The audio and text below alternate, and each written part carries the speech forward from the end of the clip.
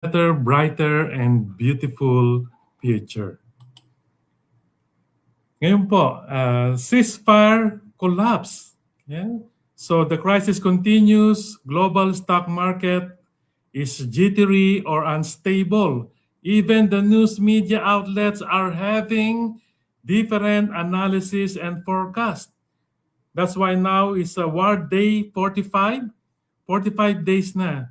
And truce failed. No? Yung ceasefire collapse. Nag-collapse na o ceasefire. No more ceasefire.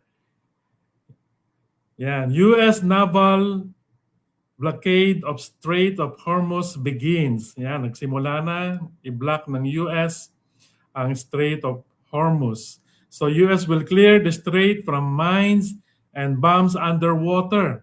It will be more catastrophic if safety is not secured and guaranteed. So again, expect the worst, but again, expect hope for the best. Okay, expect the worst, but hope for the best. Just imagine, no, yung oil spills and maritime pollution, it will take years to clean up. So yan po ang danger niyan. And yan, makita po natin, no? Yan yung Strait of Hormuz and yan. According to Dr. Sultan Al-Jaber o Director Sultan Al-Jaber, siya po yung Energy Minister and Information and Infrastructure Director, okay, ng United Arab Emirates. Sabi niya, since February 28, nung nag-start tong war, at least 22 ships have been attacked. 10 crew members have been killed. Around 20,000 seafarers are unable to transit safely. Surely, there are many Filipinos there in the maritime industry, yung mga seafarers natin, yung mga seamen. So, an estimated 800 commercial vessels are stranded, including almost 400 tankers. Ang dami niyan. So the Strait of Hormuz has never been Iran's to close or restrict kasi international water yan. So any attempt to do so is not is a regional issue, no? Any attempt to do so is not a regional issue. It is a disruption of a global economic lifeline and direct threat to the energy, food, and health security of every nation. Bawat bansa apektado po diyan. So kaya nga itong mga big companies are really losing big money, no? Big time. Talagang malaki ang nalulugi ngayon ng mga kumpanya. So setting such a precedent is illegal, dangerous, and unacceptable. The world simply cannot afford it and must not allow it.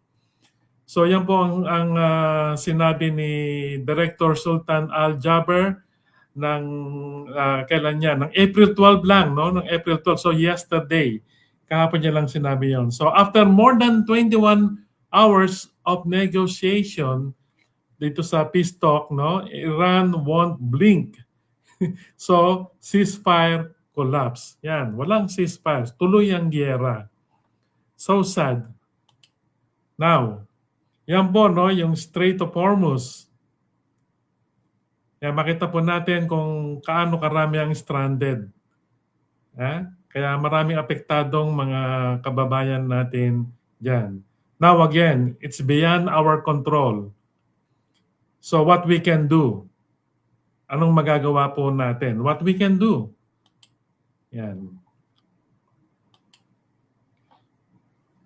So yan, no, meron po tayong solar energy dyan sa Philippines, no? Since we are facing big energy crisis, we have the best option. Solar panel energy in the Philippines began in 1976. 1976 pa, just imagine, 1976. So renewable, sustainable, and clean. It began 60 years ago already. And for sure, tama ba? 60 years or 50 years ago.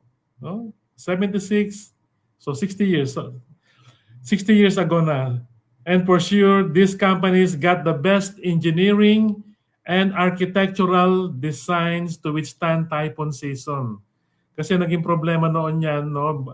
Yung mga bagyo, nasisira yung mga infrastructure, maraming nadadamage. Pero ngayon, no? Napag-aralan na nila lahat yan. So, dumadali siya, no? Every step of the way. Yan. Ngayon, the Philippines sits in one of the most solar-rich regions on the planet with an average of 5 to 6 peak sun hours per day. An electricity grid that consistently delivers some of the highest power rates in Southeast Asia. Isipin mo sa buong mundo, tayo may pinakamaraming sunlight. So we can harness this solar energy and no limits. Wala pong limits. Kaya blessed pa rin po tayo. No? Mas marami yan kesa sa oil.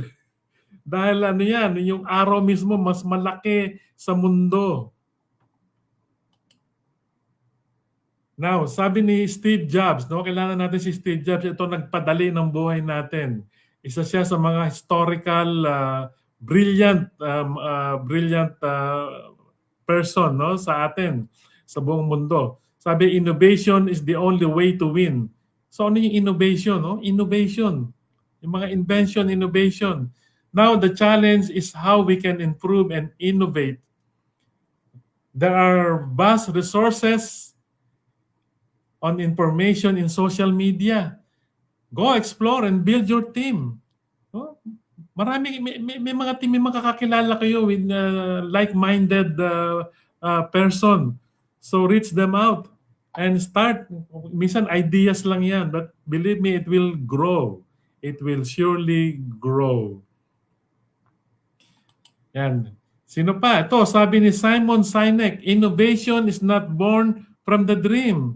Innovation is born from the struggle. Kaya marami nag-i-struggle ngayon. Surely you will discover more ideas and knowledge. Remember, knowledge is power. Knowledge is power. No? Sabi rito, no? I, wisdom, dwell with prudence and find out knowledge of witty inventions. Sa Proverbs chapter 8, verse 12. So sabi ng Panginoon yan, I, wisdom, dwell with prudence and find out knowledge of witty inventions. Pag sinabing witty, smart. Smart inventions. Nagiging smart yan dahil sa maraming nangangailangan yan. So prudence is the ability to govern and discipline oneself through the use of reason, logic, or common sense.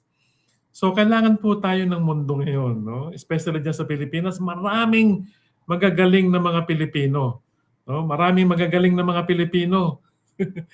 So yan, hoping na na-inspire po kayo somehow and start with the first move. Once again, thanks for watching and shalom.